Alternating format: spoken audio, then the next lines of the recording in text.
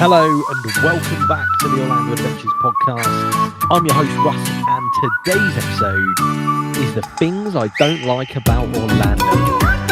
So this is one of these episodes, one of those that, I mean, it's dangerous territory. It's dangerous territory, but at the same time, like there's always something, and I never want to do a negative episode. I never want to do something where people think that I am, necessarily being negative, because it's not really my way. It's not really my style. I want to, promote positivity. I want to talk about positive things all the time, of course. But at the same time, like there are aspects. There is always going to be things that maybe fall short. There's always going to be things or experiences that aren't as good as others. And I'd always rather be honest. And at the same time, like, it's certainly not a bash. It's certainly not it's not coming from a negative place. It's coming from a positive place at the same time. We're going to always spin it. You know how we do these episodes at this point. It's never a case of I'm just going to bash something and just talk down on it, or just say that something's rubbish. I'm going to talk about it. I'm going to say how there are good points to it. I'm going to say about how that there's two sides to every coin, kind of thing. But at the same time, like, I'm going to be real. Like if I don't enjoy something a huge amount because of a certain reason, I'm going to tell you. I'm going to tell you what it is. I'm going to tell you, why it is that I feel that way about it. So, basically, I wanted to do a list. I know that you all will enjoy a list, so I've compiled a top 10, and this was fairly difficult. This was fairly difficult for me to try and think of 10 things that I don't necessarily like about Orlando, because obviously I love Orlando. There is no question. I've been there twice this year already. I'm going back in August. I'm hoping there'll be other trips as well. Do you know what I mean? Like, I love this place with everything I've got. Like, I have a podcast. I've done over 130 episodes on this place that we all love in Orlando, Florida. I've vlogged 2 trips. Like, I adore going to Orlando. The memories you make, the experiences you have, the places you go, the things you see is incredible. So basically, I wanted to do this list, but at the same time, like I was saying, it was really difficult to try and come up with 10. However, I have scraped the bottom of the barrel, and I've really, really thought about it deeply to try and think of things that potentially, I don't like, things that maybe I would change, things that I would do better, things that aren't ideal. So let's kick it off. Let's kick it off with number 10. Number 10, and this might not come as a huge surprise to a lot of people, because this isn't my thing. All right, let's just get that real. So you're going to see this in the vlog on Sunday. For anyone who didn't know, obviously the vlogs are coming out 5 p.m. Sunday. But in the first vlog, we actually do a character dining. So number 10 on the list of things I don't like is character dining. Now, I will caveat that with, I loved the breakfast. I don't want to get into that too much, only because obviously you'll see it on the vlog firsthand. But the idea for me of character dining itself is not an idea that fills me with any excitement or any joy. And I said that to Chloe and Stephen before we did it. It's not a case of I didn't want to do it. Obviously, I wanted the food, but I also understand and I appreciate why people get so much out of the character dining experience. It's not my thing. All right.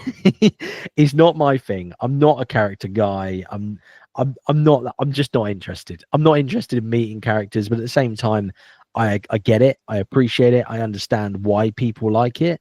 Like, at the same time, obviously, if you've got kids, or you love meeting characters yourself, you don't have to be a child, of course. Like, if you love meeting the characters and you want the opportunity to meet 4 or 5 of these characters at once, then it's a fantastic experience, isn't it? But what I will say, and the reason why I put it on this list, is because I feel like the price goes up significantly for the actual breakfast itself, because of the character dining experience. Now, I appreciate it's an experience, so I'm not talking negative on that. I'm just saying that for me, it's not my thing. It's not my ideal situation. Like, obviously, I think of the character dining kind of experiences you can do, and some of them are absolutely incredible, clearly, and like some of the food offerings are absolutely wonderful. But for me, I'm going in there for the food. I'm going in there for the food. I don't want it to be detracted from by the characters, but at the same time, I don't want the price to go up as a result of it either. Like, I don't want to feel like I can't somewhere to go and eat because I feel like I have to do the character dining experience. Do you know what I mean? That's more where I'm at. That's kind of what I'm saying. It's more a situation of I want to go to some of these places, but I don't enjoy the character dining experience. So I feel like I don't want to go to them. Do you know what I mean? Like, obviously I went with Chloe and Stephen. Chloe loves meeting characters, and we had this conversation. Like, she loves it, so that's fantastic. Like, she can kind of like take the characters on. Myself and Stephen were recording. I was recording for their vlog. Stephen was taking the pictures on the phone and whatnot for the Instagram. Like, it worked out. It worked out really well. That basically, she could have a fantastic time meeting characters, and me and Stephen could have a great time still eating our breakfast and just be recording it for her and for them at the same time. Fantastic. Like, there's no dramas there whatsoever. But I'm just saying, for me, like, if I just went with myself, or went with like me and my brother, or me and somebody else, do you know what I mean? Like, if you're not both into character dining experiences, like, it's going to put you off it, and I feel like you're not going to want to go and do it full stop.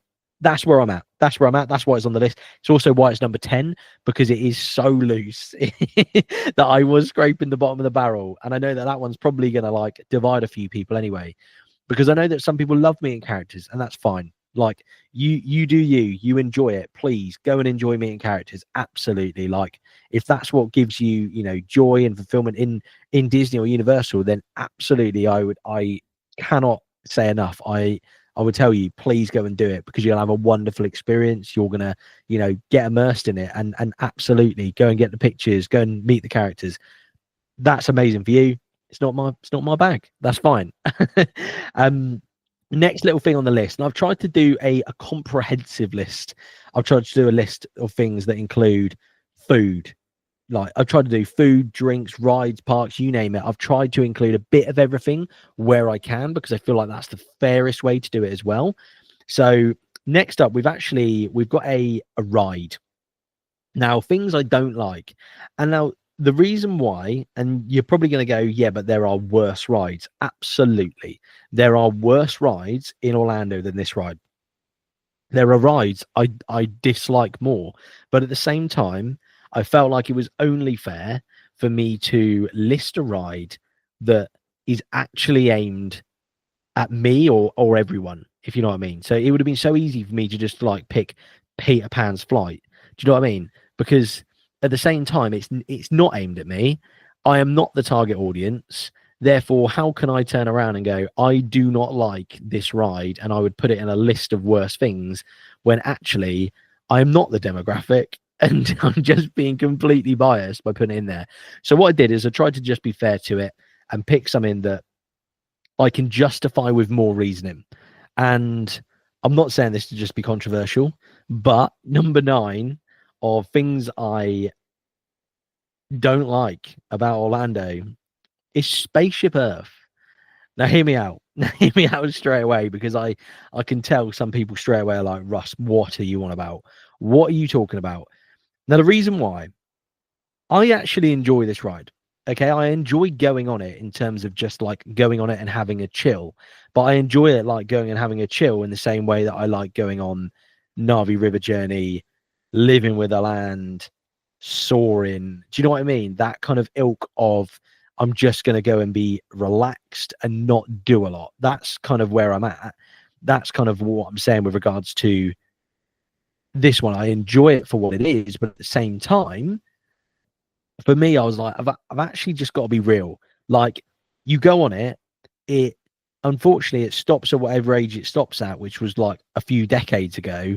It needs updating drastically. You do the entire ride, and then you spend the second half of the ride going backwards downhill while you watch a third of your face that's had a picture taken of it kind of like mess around on the screen for a bit, like, and glitch out. Do you know what I mean? Like, this ride has potential to be like incredible. Like, the actual fact that it's in the Epcot Ball is wonderful, but the execution of it, in terms of like, this thing needs updating drastically, for me is an issue. It is an issue. Like, and the fact that it still gets quite as much love and is quite as much, like, it still pulls queues, like, it does baffle me a little bit. I would say, take out the Epcot Ball, and this is a genuine conversation I think that I'm having with all of you right now.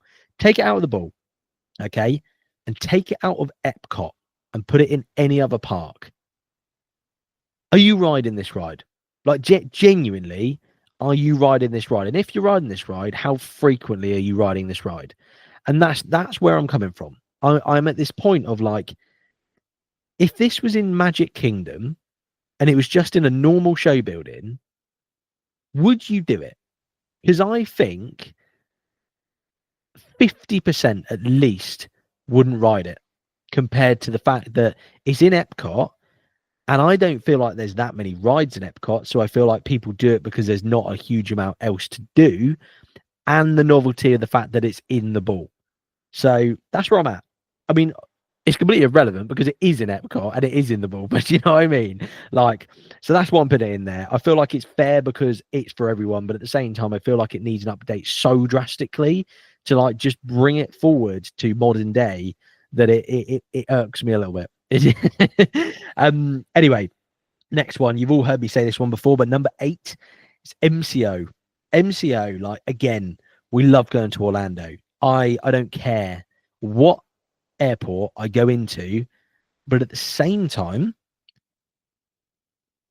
having just gone to Tampa, right? So I did Tampa on this trip, going out and coming back. And I will say I've done MCO, I think, 8 times. And sometimes, and I'll say 50% of the time, 50% of the time in MCO, it's absolutely fine and it's not an issue. The other 50% of the time, I've spent hours kind of coming through that first bit, like to go through the security bit and all that kind of stuff, and then waited forever for bags to come off. And then it's an absolute trek to get across to like the hire cars and stuff like that. Like, I don't think it's a great airport in that respect. And then you come on the way home and go for the TSA stuff, and that is bin. That is pure bin. Like, how that TSA is as bad and as busy as it is, I just don't understand it. Like, I appreciate Tampa was a smaller airport, but we landed from the time we stepped off the plane to going through security, getting bags, getting to the hire car desk, and going out of the car park, it took half an hour. Like, it was such an easy experience. It was a breeze. And I appreciate that, like, if another flight lands at the same time as you, you have a different experience, don't you? But at the same time, I can only talk from, you know, where I was at and the experience that which I had. Tampa was a different level. Tampa was so much more enjoyable, and it made that arrival into the US so much easier. But also when you were to leave as well, it was exactly the same. It was so easy. Like, honestly, just going through the TSA bit at Tampa, it was leave all your stuff in your bag, take your shoes off. It was so clear what you had to do. It wasn't a panic. We walked through there 5 minutes, but there was still a queue. There was still, like, it wasn't an MCO level queue, don't be wrong, but it was still like, there was a queue up, but everyone knows what they're doing. So everyone got through there easily and quickly. So I'm just saying, I know it's an easy comparison to make when you've had one good experience in one place and you've had a number of questionable experiences in another. Like, you are only going to compare. But I will say that, like, I don't care. I don't actually care.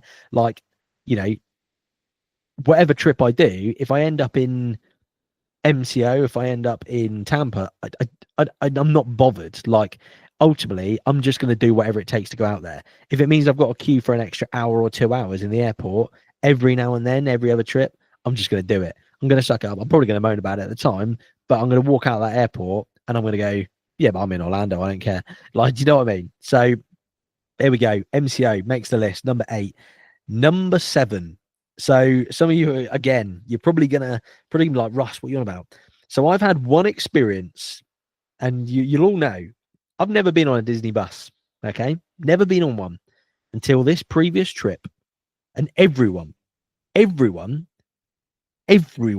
have spoke to about Disney buses tells me how wonderful they are, okay? So I'm going to base this off my experience, okay? Myself and Stephen, we were in Epcot. We got the Skyliner over to Hollywood Studios. Wonderful experience. Super easy, like, perfect. We had an afternoon in Hollywood Studios, went and did some rides, as you'll see in the vlog. We then went to the bus station, and we went to head back to the Contemporary, because that's where Chloe and Stephen were staying that evening. So I was going to go with them, and then I was going to walk over to Magic Kingdom and then meet them over in Magic Kingdom later that afternoon/evening. So that's what the plan was. That's what we did. We walked over to the bus stops. Stephen's telling me, mate, buses are absolutely spot on, mate. Like, there won't be an issue. We'll probably be waiting 5-10 minutes. Well, we waited an hour. And I appreciate this one time is probably an absolute, like, there's no question. It was a one-off. But I can only talk from my experience. Like, in terms of, I just stood there, and the problem is you get no information. And I appreciate that. Like, how can they give you information? Do you know what I mean? But I feel like it would have been so nice to just have had, they've got this amazing system with all the buses. There's hundreds of buses. Like, I don't feel like it would be that difficult at all of the kind of bus stops and stations. For, you think of what, like, the London Underground's right? So you've basically got, it will have a time and it will say estimated arrival of, like, the next train or tube or whatever is 3 minutes. Like, how difficult would that be, even if it was only at the parks? Say it's at the 4 main parks in Disney. How difficult would it be for above each bus stop for it to say next bus due 8 minutes? Cool. Like, it wouldn't be that difficult to have, like, a GPS tracker on each bus and that just, like, feeding the information over. I feel like that's fairly easy. I feel like that would have just been the way to go.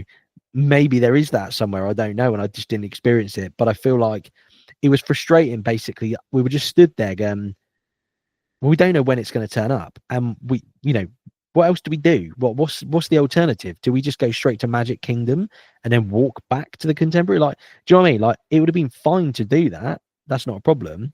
But our point was, if we go and get on another bus and it turns up straight away, what do? So because funnily enough, we actually went and got on a bus to go to, I think we got on one, I don't know if it was the Magic Kingdom or the Polynesian or something like that. And we were basically like, well, stuff it. We'll just walk then. We'll just walk from wherever that bus was going. We got on that bus, sat on there for 5 minutes while it didn't go. And then the other one turned up. So we got off of that one that we did get onto and then got back on the other one. So that's my experience. That's my one experience of a Disney bus.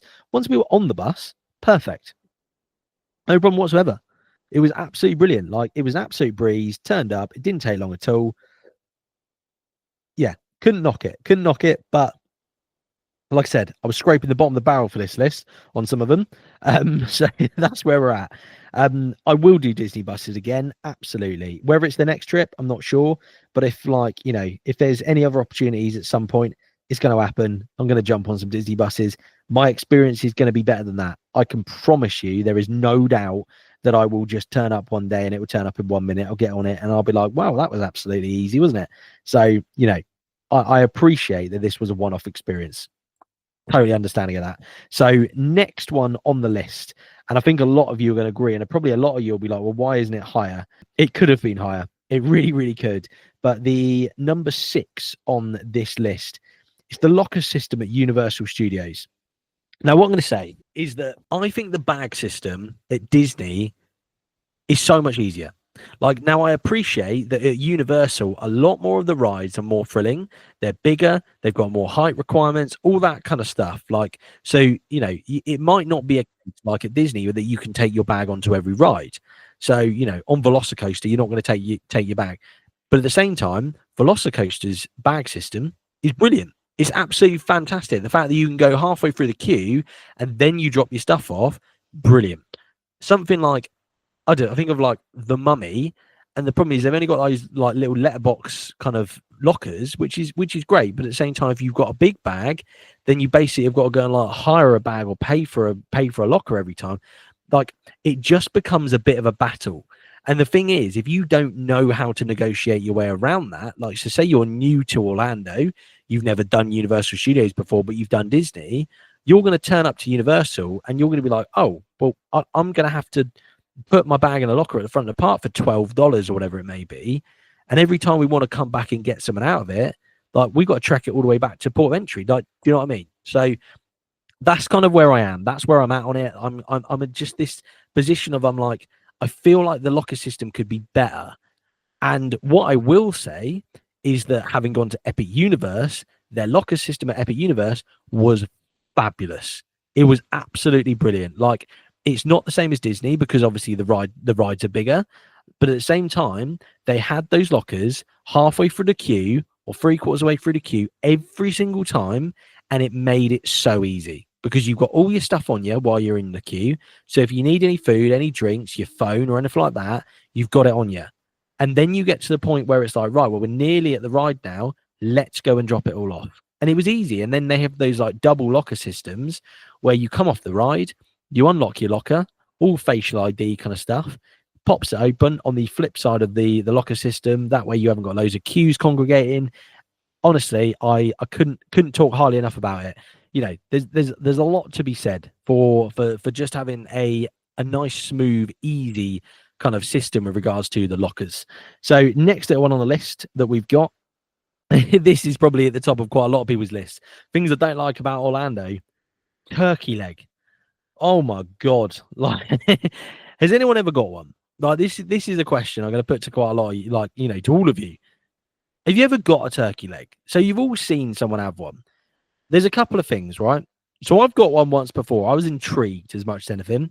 Number one, they look hideous. Okay, they look hideous, but at the same time, you know, it seems to be classic theme park food. So you're like, well, I feel it's a rite of passage to get one. That's what I felt anyway when I did get one years ago. And then I had it and it tasted like ham, okay, which was a bit weird. It looked like ham as well, which was a bit weird. It tasted actually all right. Eating the thing was such a messy experience. And also it just felt a bit wrong. It felt a bit wrong. And the other thing is watching people eat them. Watching people eat one is just a bit of an ick. I can't. Honestly, I think it looks gross. It really does. And it baffles me that this is an option. Like, how is this still an option in a theme park? Like, surely there are not enough people buying a turkey leg and eating a turkey leg to warrant still selling them in a theme park in this day and age. Surely there are better options.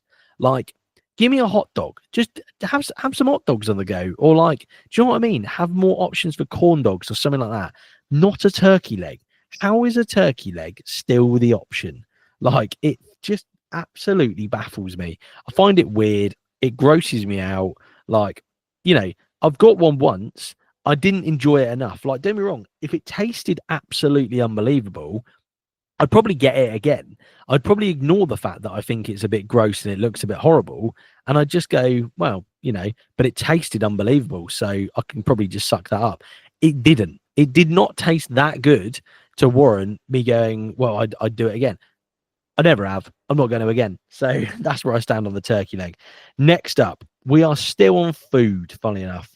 And the next one, and it feels a bit wrong because, you know, talking about turkey legs, I think of Universal Studios realistically. If we're talking about food, I've got to be fair and I've got to pick a Disney one as well. Now, a lot of people are going to like this food. Now, I like the food, but there is one thing. So, Disney popcorn, okay? I'm not saying it tastes bad, all right? I'm not saying that. That's not where I'm going. What I'm saying is it smells like sick. Like, am I the only person who thinks this? Am I the only person who thinks that Disney popcorn smells like sick? I walk past those stands and it like makes me gag a little bit. I'm a bit like this just kind of smells a bit grim. It every time it kind of hits me and I'm like, ugh. Like, do you know what I mean? Yeah, I don't know. It's a bit off-putting for me. And the problem is it probably tastes really nice, but it's not appealing for me. It's not kind of jumping out at me again. I'm going to eat it because of how good that smells. Like, the smell to me is like, it is a bit horrible, to be quite real. Yeah. So personally, like, that's where I'm at on it. Disney popcorn, I think it smells like sick. I'm intrigued to know what everyone else thinks because maybe I'm alone on this. Maybe it's just my smell. Maybe it's my perception of it. But I've always thought it. I always have. And honestly, it puts me off ever buying popcorn because I'm like, yeah, but it doesn't smell good at all. Like, and obviously, you know, with any kind of food, you base a lot of your, you know, your thoughts and feelings on any food based on kind of taste, smell, look, all of the above. So if it doesn't smell good, like, straight away it's a bit of an off put, isn't it? So, and I feel like I can always smell like the stand from a bit of a way away as well. And obviously when you walk past it, I kind of get a whiff of it. Yeah, there we go. Disney popcorn. Disney popcorn smells like sick. Next little one, number 3. We're heading on to the podium then. So, podium of things I don't like about Orlando: paying to park at Universal hotels. Okay. Now, I had the privilege, the honor, the experience of going to Universal's Terra Luna on this trip. I stayed there for 2 nights, and you'll see it on the vlog. But at the same, what I will say, I thought it was absolutely brilliant. I love the look of the hotel. I thought that the lobby was fantastic. The staff were really helpful. Had a Starbucks in the lobby, which I enjoyed. Lift system, there were loads of lifts, so they were always really quick and easy. Like, the room was fantastic. It looked so clean. It was so new and nice. And then there was one problem: the paying to park your car at the hotel. That gripes me. And the reason why it gripes me is because it was $30 a night. You do a 14-day trip, right? You do a 14-day trip, you are paying an obscene amount of money on parking. Like, you are going to pay over $400 to park your car at this hotel. That to me is baffling. Like, I don't understand, because the problem is the car park was big. Okay, so it's not a case of they're trying to put people off of driving, because the car park was still massive. There were loads of spaces still. Like, that wasn't the problem. The problem is that they clearly want people to use the transport, which is absolutely fine. Like, they're selling the transport, like the Universal transport, as a perk, which is great. It's fantastic. And they're obviously doing it to make sure you stay on Universal property as much as possible, which, again, I understand. I get it from a business point of view. But I just feel like, to get you to pay $30 to park your vehicle there overnight, when you could be then going to their park and paying $35 to park there for the day, that winds me up. That quite honestly, that winds me up, because I appreciate that Disney don't charge. I understand that Disney's hotels are more expensive. There's that discussion. Obviously, I've done this discussion about hotels, and I actually did think that the Universal hotels were actually a worse value than the Disney ones, because of the parking and kind of other perks included. But at the same time, I loved Terra Luna. This is what I'm telling you. I loved the hotel, and I'd stay there again. I'd stay there again in a heartbeat. But the problem is, I would totally begrudge going there for a long trip and paying hundreds of dollars to park in their car park. That to me is madness. And it to me, it leans into like hidden costs. Do you know what I mean? It's like, I want to know how much I'm paying to go to this hotel, and that's it. And that, and there are people who are listening, and I know this, who will say, yeah, but I don't get a hire car. Good for you. Like, that's fantastic. That's not a problem. I want to experience Universal. I want to experience Disney. I want to experience Orlando in the way I experience it. And the way I want to experience it is to actually experience Orlando. I want to be out in Orlando. I want to go out and dine more, and of course you can do that with Ubers and stuff like that. That's not a problem. Like, absolutely. I've got no issue with that. That's what you want to do. I enjoy having the car. I enjoy it. And, I'm obviously paying for a hire car. I don't want to then be penalized because I want to park my car at the hotel. It feels a little bit baffling. And at the same time, if it was like $10, between $10 and $15 a night, I would probably go, whatever. It is what it is. $30 a night. Like, do you know what I mean? Like, we're talking, what, 25 quid a night, 25 quid a night to park a vehicle. Like, I mean, come on. Like, come on, Universal. Like, what? It baffled me. I knew I was going to have to pay for it. Don't be wrong. So it wasn't a shock, but it just baffled me a little bit. I was a bit like, kind of what are you playing at? Like, I understand that you've just made these new hotels. I understand that you've made this incredible new park, and you've got to pay for it. But like, at the same time, like, let's make the money somewhere else. Like, in $30 to park your car at a hotel. You know what I mean? It gripes me. Maybe it should have been my number one. Number 2, and again, this comes down to a very similar thing, and it's the money. It's the financials. We all know, and we've all had this conversation. Going on these trips is expensive. We all know it. We know that these trips are expensive. We know that, they cost a lot of money. And there's obviously the conversation about it being a once in a lifetime trip. And we know that. And I know that a lot of us are fortunate enough to be able to go more than once. And the once in a lifetime trips turn into once in a year. And we're so lucky to be able to do that. But then there is the flip side of that still, that, obviously we all want to enjoy these parks. We all want to enjoy going to Disney, and Disney specifically, because the point I'm going to make is the lightning lane system. The lightning lane system over the old fastpass system. Now, I appreciate that as a business, they've looked at it and they've gone, we need to make more money. We need to make more profit. How can we make pure profit? Well, to make more pure profit, what we can do is we can charge people to go into the park, and then we can charge them again because they want to go on a ride in a quicker amount of time.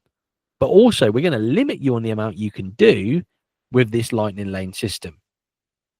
And we're going to give you the incentive that you can pay us more money on a certain time scale if you are staying at a Disney hotel, for example. So basically they're gearing it, and I understand why they're doing it. They're gearing it so basically you have to stay at Disney. If you want to be able to make the most out of your experience, you've got to pay more money on top of your already expensive park tickets. It just gets me a bit. It gets me a little bit because I feel like it makes a lot of experiences unachievable for quite a lot of people. I'm very fortunate. Okay. I'm very fortunate that I obviously have an annual pass. I am very fortunate that I've been able to go out there twice in the past 6 months, and I'm going to be going out there again in the next couple of 2-3 months. I'm very, very fortunate. I'm in a very small minority where I can do that, and I'm very, very lucky.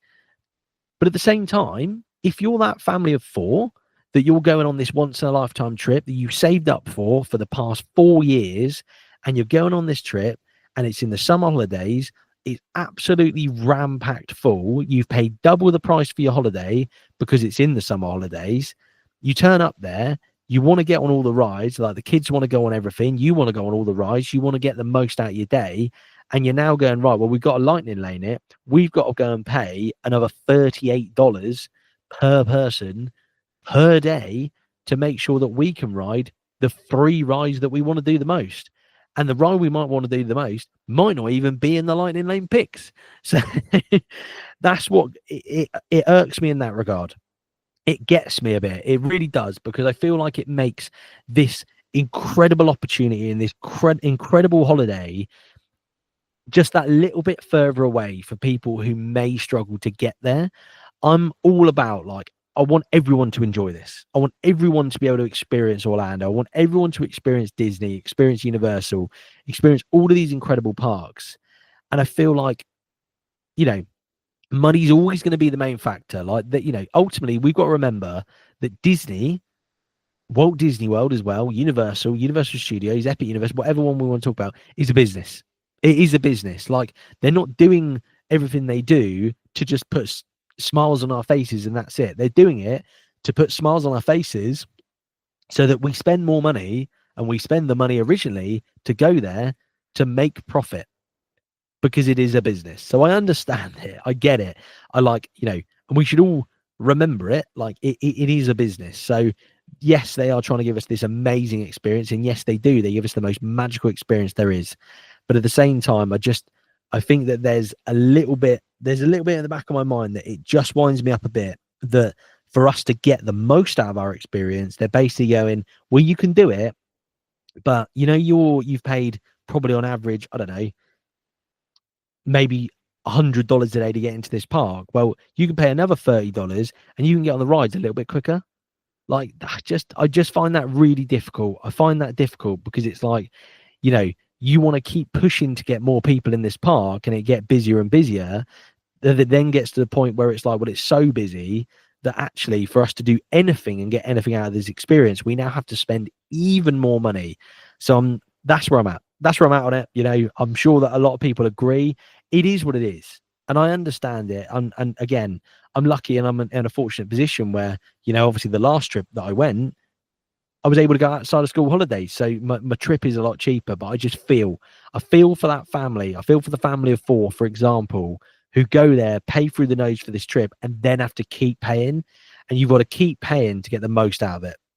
I find that really difficult to stomach. That there used to be a system where you could get like, it was almost, you felt like you were getting something back with the old fast pass system. You felt like, this feels like a free fast pass. It's not a free fast pass. This is just the experience. And then they caught on to the fact that actually we can just make money out of it. We can just make money, and we can make good money out of it as well. We can just make pure profit out of everyone. And the problem is, then when everyone does it, you just end up with more and more queues. So anyway, I'm going to shut up about this topic, but at the same time, it's I just want everyone to experience Orlando. I just want everyone to love it. I want everyone to have this amazing experience that I'm so lucky to have had and to keep having. So there we go. That was number 2, and number 1 in very Russ style, in very Orlando Adventure style. We've got to finish it with the most positive way we possibly can, but the most positive with the most negative, and the most negative, and the thing that is worst about Orlando is the Disney blues. I don't think there's any question. And the thing is, and I talk to people about this. So I've spoke to people, over the past few months to, over a year, about people coming back from a trip. And I'll always, I'll message people and I'll say, how are you getting on? How was your trip? And they'll say, yeah, it was an amazing trip. And I'll say, how are you coping?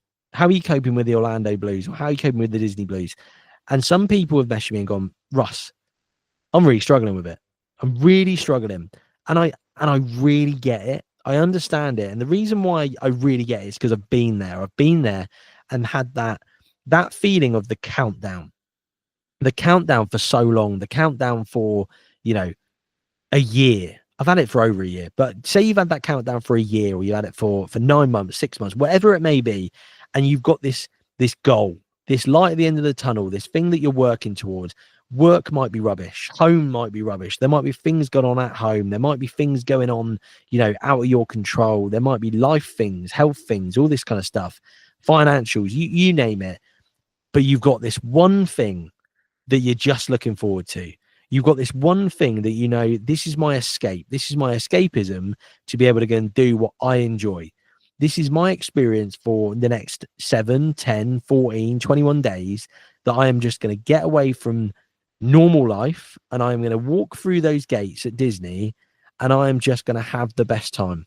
I'm going to switch off. I'm going to forget about the outside world. I'm not going to worry about stupid things like the news or what's going on or politics or anything like that. I'm just going to go into, for example, Magic Kingdom. I ain't thinking about anything else. All I'm thinking about is having a fantastic time, making wonderful memories with the people around you, the people you love and you want to spend time with, and then being able to have those memories for life. And when you've got that countdown and that build up, and when you go and do your travel day and the excitement, and then you go to all these parks and you make amazing memories, and you eat the best foods, you go and watch shows and do rides and have laughs and like I said, make these memories that last you for a lifetime. You do all of these things, and you've had the best trip in the world, and then you've got to come home. And that's when it really hits you, isn't it? And it really hits you that you go, actually, like, not only have I got to come home and I'm not going to be in Orlando, I'm not going to be in Disney or Universal, I'm not going to be in the amazing Floridian weather anymore, I'm not going to be in this wonderful hotel, but actually I've just got to go home, and I've got to go home, and I've got to go back to reality. And I appreciate that that's a holiday. Okay. So, the going back to reality, it hits so hard, because I feel like the memories you make and the experiences that you have on this Orlando and this Disney trip or this Universal trip, they are unrivaled. They are unmatched. And it's a reason why we keep going back, because it's the greatest feeling in the world. It's the greatest place in the world. And honestly, like, if I could sell it to anyone, I would sell them that feeling. I would sell them that feeling of just pure, absolute joy, that pure joy and that pure escapism of being able to go into these parks and you forget about everything. Unfortunately, there is the other side, like I'm saying, with the Disney blues, like the Orlando blues or Universal blues, whatever you want to call it.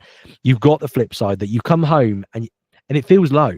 It really does. It feels low. It feels empty. It feels like, actually, I don't necessarily have I don't have I don't have a path. I don't have a goal. I don't have a way back. I'm not really sure what I'm going to do. And that's really difficult. And that's really difficult to stomach. And sometimes, you know, I always say it to people, and it is a bit tongue in cheek and it's a bit of a joke, but at the same time, I do believe it. I feel like the only and the best way to get over it is to have another trip. If you don't have another trip lined up, like, it's so difficult, isn't it? It's so difficult to kind of see the next best thing, the next thing that you've kind of got to look forward to. Like, obviously, you know, you might have stuff to look forward to in your life, of course, and hopefully you do. But at the same time, just having this Orlando trip kind of in the pipeline is unmatched. It's unrivaled. So there you go. In the most Russ way ever. Like, the way to finish this off it is the Orlando Blues, but you know, that is the worst thing. It really, really is. But the way to get over it is just to remember the amazing memories. Take all the pictures, take the videos, do the vlogs. If you fancy doing a vlog and you want to be able to watch your own trip back, I implore you, I'm telling you, do it. Absolutely. Watch other people's vlogs, live through other people, go on Instagram, go in this incredible community, get involved with it and get in the middle of it. Live vicariously through other people's experiences, through other people's trips. Talk to people as well. Like, there's so many amazing people in this community who love to chat, about Orlando, love to chat about Disney, love to chat about Universal. And you might find that you've got incredible things in common with them as well. And you might meet people that you never expected to meet. You might meet people in this community that change your life, and you didn't even know it, and you didn't know it, and you might have first met them and you thought, you know what, this person's cool.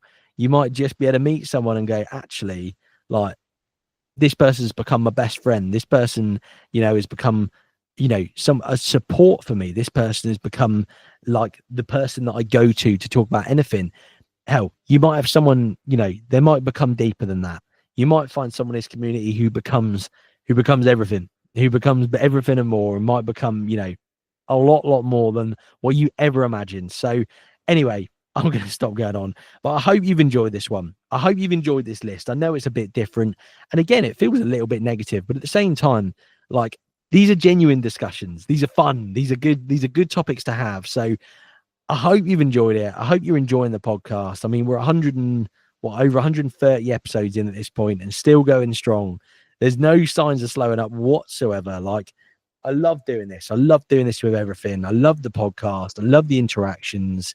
I love doing the vlogs. I love doing the Instagram, engaging with you all as well. So please keep sharing. Keep sharing. Please keep liking. Please keep giving a thumbs up on the YouTube, watching the YouTube, all that kind of good stuff. And I will speak to you all in the next one.